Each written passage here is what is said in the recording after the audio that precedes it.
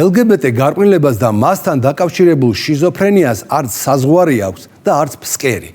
Რამდენი სიგიჟის შესახებაც არ უნდა მოგიყვეთ კვირაში 4-ჯერ, ეს ფსევდო-ლიბერასტული ორგანიზაციები და ტრანსგენდერული ფონდები, მათი დამკვეთი არაფორმალური ოლიგარქიული მმართველობით, ანუ deep state-ით, მაინც ორიმდენს მოიფიქრებენ და თავს მოახვევენ საზოგადოებას. დღეს ერთ-ერთი ასეთი განსაკუთრებული სიგიჟე უნდა მოგიყვეთ, რომელიც განსაკუთრებულად ბევრი მილიონი უჯდება ამერიკელ ხალხს. მოკლედ, შეერთებულ შტატებში უკვე მესამე წელია მუშაობს სპეციალური დანიშნულების ცხელი ხაზი ნომრით 988. ეს გახლავთ LGBT ახალგაზრდებისა და ზრდასრულებისათვის განკუთვნილი თვითმკვლელობის პრევენციის საკონსულტაციო სერვისი. ის რომ LGBT ადამიანებს განსაკუთრებით კი სხეულ დასახიჩრებულ ტრანსგენდერებს თვითმკვლელობის მცდელობები განსაკუთრებით ხშირად აქვთ, საყოველთაო ცნობილი ფაქტია და ყველა ავტორიტეტული კვლევა სწორედ ამ სუიციდური მცდელობების ზრდის ტენდენციას აფიქსირებს. ეგრეთ წოდებული ქვიარ ახალგაზრდები და ტრანსგენდერები 4-ჯერ უფრო ხშირად ფიქრობენ თვითმკვლელობაზე, ვიდრე მათი ჯანმრთელი ჰეტეროსექსუალი თანატოლები. ამასთანავე LGBT ადამიანებში ყოველ მეხუთეს, ხოლო ტრანსგენდერებში ყოველ მესამეს თვითმკვლელობის მცდელობაც ჰქონდა თან არაერთხელ. ბუნებრივია ასეთ დეპრესიაში ჩავარდნილ ჰომოსექსუალებს და ტრანსგენდერებს არაფორმალური ოლიგარქიული მმართველობა, ანუ deep state უყურადღებოდ ვერ დატოვებდა და ამიტომ დემოკრატებისა და მოხუცი ჯოს მმართველობის დროს 2022 წელს შეიქმნა დეპრესიაში ჩავარდნილი გეებისა და ტრანსების გადასარჩენი უზარმაზარი საკონსულტაციო ქსელი მთელი ამერიკის მასშტაბით, რომელზეც სახელმწიფო ბიუჯეტიდან გამოიყო ყურადღებით $520 მილიონი წელიწადში. ანუ ბოლო 3 წელიწადში ფსევდო-ლიბერალმა დემოკრატებმა $1.5 მილიარდზე მეტი დახარჯეს LGBT ადამიანების ფსიქოლოგიურ კონსულტაციაზე. $520 მილიონი წელიწადში უბრალოდ წარმოიდგინეთ, რა დონის დაინტერესება არსებობს ამ უსქესო ადამიანების გასამრავლებლად, რომ ამერიკელი ხალხის ჯიბიდან ამოღებული $500 მილიარდი ტრანსების დეპრესიის მკურნალობაზე იხარჯება ყოველწლიურად. არაფერი მსგავსი ჯანმრთელი ადამიანების დეპრესიის სამკურნალოდ არ არსებობს. მათი თვითმკვლელობის მცდელობა არავის არ დარდებს. პირიქით, რაც უფრო მეტი ნორმალური ადამიანი მოიკლავს თავს, მათთვის უკეთესი, რადგან ახალ სამყაროში ჯანმრთელი აზროვნების და სექსუალური ორიენტაციის მქონე ადამიანები არ სჭირდებათ. ამერიკის ახალმა პრეზიდენტმა ამ ფსიქოლოგიური და ფინანსური შიზოფრენიის შეჩერება გადაწყვიტა და 2026 წლის ბიუჯეტიდან ამ $500 მილიარდიანი ცხელი ხაზის და მასთან ერთად მთელი ამ LGBT საკონსულტაციო ქსელის ამოღება გადაწყვიტა. ლიბერასტებში სერიოზული პანიკაა. ორი სქესის დაკანონებას რომ არ გამოუწვევია ისეთი. ტრანსგენდერული ორგანიზაციები და მათი უფლება დამცველი NGO-ები მთელი სერიოზულობით სვამენ კითხვას, რა უნდა ქნას აწი ტრანსგენდერმა ადამიანმა, რომელსაც ძალიან ხშირად სუიციდური აზრები აწუხებს და ხანდახან თვითმკვლელობის მცდელობებიც აქვსო. ანუ ოდესღაც ამერიკის სულად გამოცხადებულ ტრანსებს, როგორც ჩანს, არ ეკადრებათ ფსიქიატრთან სიარული, ფულის გადახდა და ისე მკურნალობა, როგორც დანარჩენი მსოფლიო მკურნალობს. ერთადერთი არგუმენტი, რომელიც LGBT ორგანიზაციებმა $520 მილიონიანი ცხელი ხაზის არსებობის გასამართლებლად იპოვეს, არის ის, რომ თურმე მისი არსებობის განმავლობაში ნომერზე 988 1,300,000 ადამიანს დაურეკავს.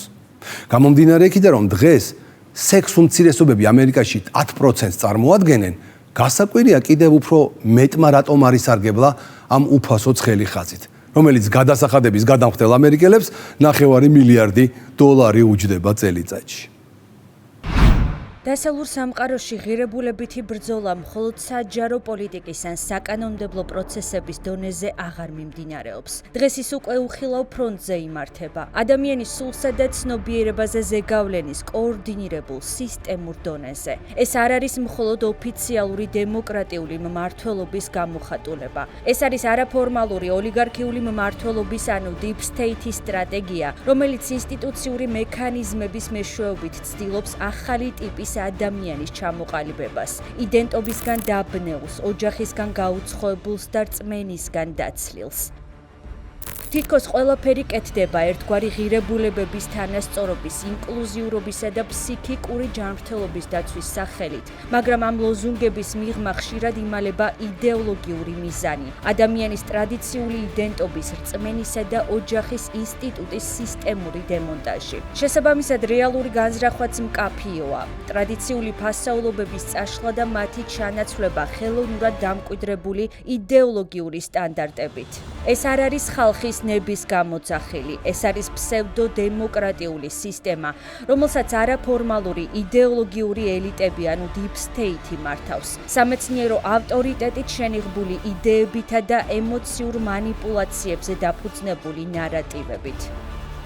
ამ კონტექსტში უნდა განვიხილოთ ამერიკის შეერთებული შტატების ეროვნული სუიციდის ცხელი ხაზი, რომელიც სპეციალურად LGBT ახალგაზრდებისთვის არის შექმნილი. უკვე მესამე წლის განმავლობაში შტატებში არსებული მოქმედი სპეციალური ცხელი ხაზი ნომრით 988 მიმართულია LGBT ახალგაზრდებისა და ზრდასრულებისთვის და აქვს თვითმკვლელობის პრევენციისა და კონსულტაციის ფუნქცია. თითქოს მისი მიზანი კეთილშობილურია, სუიციდის პრევენცია, მაგრამ სინამდვილეში ეს სერვისი წარმოადგენს იდეოლოგიურ პლატფორმას, რომელიც ახალგაზრდებს, განსაკუთრებით მათ, ვინც ემოციურ, ფსიქოლოგიურ ან სოციალურ კრიზისში იმყოფებიან, სქესობრივი იდენტობისა და ორიენტაციის რადიკალურ ნარატივებს აწვდის, როგორც პრობლემის გადაჭრისა და საკუთარი თავის პოვნის გზას.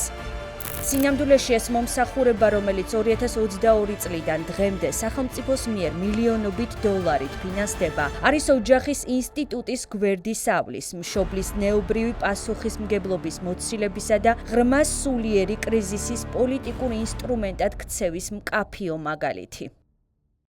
ხვდები, რომ ჩვენს თემებში ხშირად დიდი უნდობლობაა ბევრი ადგილობრივი მოსახლე არ ენდობა სახელმწიფო ან სხვა ოფიციალურ სტრუქტურებს. ამას გარდა ზოგჯერ გგონია, რომ გარკვეული პროგრამები ვერ მუშაობს ისე, როგორც საჭიროა. ჩემი აზრით, ეს ხშირად იმ კულტურული კავშირის ნაკლებობას უკავშირდება, რაც ადგილობრივ მოსახლეობასა და ამ პროგრამებს შორის არსებობს. საყოველთაოდ ცნობილია, რომ LGBT ადამიანებში, განსაკუთრებით კი ტრანსგენდერებში, რომელთაც სქესის ცვლილების პროცესში ხშირად ფიზიკური და ფსიქიკური ზიანი აქვთ მიღებული, სუიციდის მაჩვენებლები საგანგაშოდ მაღალია. კვლევების უმრავლესობა ადასტურებს ამ რეალობას. ქვიარ და ტრანსგენდერ ახალგაზრდებს თვითმკვლელობაზე ფიქრი 4-ჯერ უფრო ხშირად აქვთ, ვიდრე მათ ჰეტეროსექსუალ თანატოლებს. ამასთან LGBT ადამიანებში ყოველი მეხუთე, ხოლო ტრანსგენდერებში თითქმის ყოველი მესამე უკვე ცდილობდა სიცოცხლის ხელყოფას, ხშირად არაერთხელ. ეს სტატისტიკა ცხადია არ დარჩენია უყურადღებოდ იმ არაფორმალურ ოლიგარქიულ მმართველობას, ანუ deep states, რომელიც ამერიკის შეერთებული შტატების პოლიტიკურ და სოციალურ ინსტიტუტებზე დომინირებს. სწორედ მათი ინიციატივით და დემოკრატიული პარტიის მხარდაჭერით ჯო ბაიდენის პრეზიდენტობისას 2022 წელს შეიქმნა სპეციალური საკონსულტაციო ქსელი LGBT თემის წარმომადგენლებისთვის. ეს ქსელი, რომელიც მთელ ამერიკას ფარავს ოფიციალურად სუიციდის პრევენციის მიზანს ემსახურება, თუმცა რეალურად წარმოადგენს იდეოლოგიური გავლენის მძლავრ მექანიზმს. სახელმწიფო ბიუჯეტიდან ამ მიზნისთვის ყოველწლიურად გამოყოფილია არანაკლებ 520 მილიონი დოლარი. მარტივი ანგარიშით ბოლო 3 წელიწადში ფსევდოლიბერალური მმართველობის მიერ LGBT თემის ფსიქოლოგიურ კონსულტაციებზე დახარჯულმა თანხამ 1,5 მილიარდს გადააჭარბა, რაც იდეოლოგიური პროპაგანდის ასეთი ტიპის დაფინანსების უპრეცედენტო მასშტაბებზე მიუთითებს. წარმოიდგინეთ, რამდენად ძლიერია ინტერესთა ჯგუფის სწრაფვა, ხელოვნურად შექმნან იდენტობისგან დაცლილი, კულტურულად გაუცხოებული და გენდერულად დაბნეული ადამიანების მასა, რომ ამერიკელი გადასახადის გადამხდელების ჯიბიდან წელიწადში 9 მილიარდი დოლარი იხარჯება მხოლოდ ტრანსგენდერი ადამიანების დეპრესიისა და ფსიქიკური პრობლემების საკონსულტაციო ქსელის შენარჩუნებაზე. ამ სქემაში სოციოპოლიტიკური პრიორიტეტები აშკარად იდეოლოგიურადაა განპირობებული. ჯანმრთელი ტრადიციული იდენტობის მქონე ადამიანების ფსიქიკურ მდგომარეობაზე მსგავსი ზრუნვა არ ფიქსირდება. მათი სულიერი ტკივილი და თვითმკვლელობის რისკი სისტემისთვის საგანგაშო არ არის. იმ სამყაროში, რომლის აგებასაც Deep State ცდილობს, ტრადიციული მსოფლმხედველობის, ჯანმრთელი აზროვნებისა და ბუნებრივი სექსუალური ორიენტაციის მქონე ადამიანებისთვის უბრალოდ აღარ რჩება ადგილი. ასეთები ახალ სისტემაში აღარც ფასდებიან და მათი აღარც ესმით. ისინი მიიჩნევიან მოძველებულად და იმ ეგრეთ წოდებული პროგრესისთვის დამაბრკოლებლად, რომლის მიზანიც ადამიანური ბუნების ხელახალი ჩამოყალიბება და ინდივიდუალური თვითშეგნების მოშლა. შეერთებული შტატების ახალმა ადმინისტრაციამ გადაწყვიტა ამ იდეოლოგიური მანიპულაციის მანქანის შეჩერება. ჯანდაცვისა და სოციალური მომსახურების დეპარტამენტის მიერ წარმოდგენილი 2026 წლის ბიუჯეტის პროექტი LGBT ახალგაზრდებისთვის და მოზარდებისთვის განკუთვნილი სპეციალიზირებული სუიციდის ხელიხაზის სერვისების დაფინანსებას წყვეტს.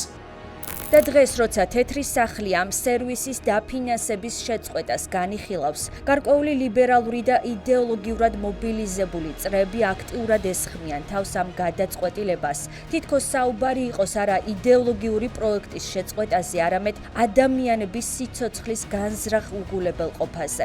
ისინი ცდილობენ სახელმწიფო ფულის 9 მილიარდიან სქემას, რომელიც ფსევდოთერაპიის საფარქვეშ ტრანსგენდერულ ნარატივებს უწყობდა ხელს, სუიციდის პრევენციის ერთადერთ ალტერნატივად წარმოგვიდგინონ.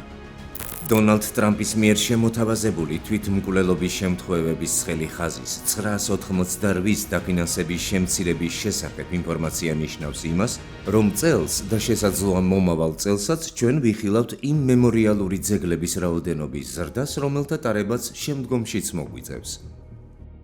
ეს არის კლასიკური მაგალითი იმისა, თუ როგორ იყენებს არაფორმალური ოლიგარქიული მმართველობა, ანუ deep state, ფინანსურ და საკომუნიკაციო ძალას იმისათვის, რომ ბიოლოგიური და სულიერი კრიზისი გადააქციოს ახალ ნორმად, ხოლო ტრადიციული ფასეულობები ამ პროცესში გამოთიშოს. ეს უკვე აღარ არის მხოლოდ ფსიქოლოგიური დახმარების საკითხი. ეს არის სულიერი ომის ინსტრუმენტი, რომელიც ახალი თაობების ცნობიერებაზე იდეოლოგიური მარწუხებით ზემოქმედებს. ეს ბრძოლა უკვე მხოლოდ ამერიკის შიდა პოლიტიკა აღარ არის. ეს არის ცივილიზაციური კონფლიქტი სინათლესა და სიბნელეს შორის.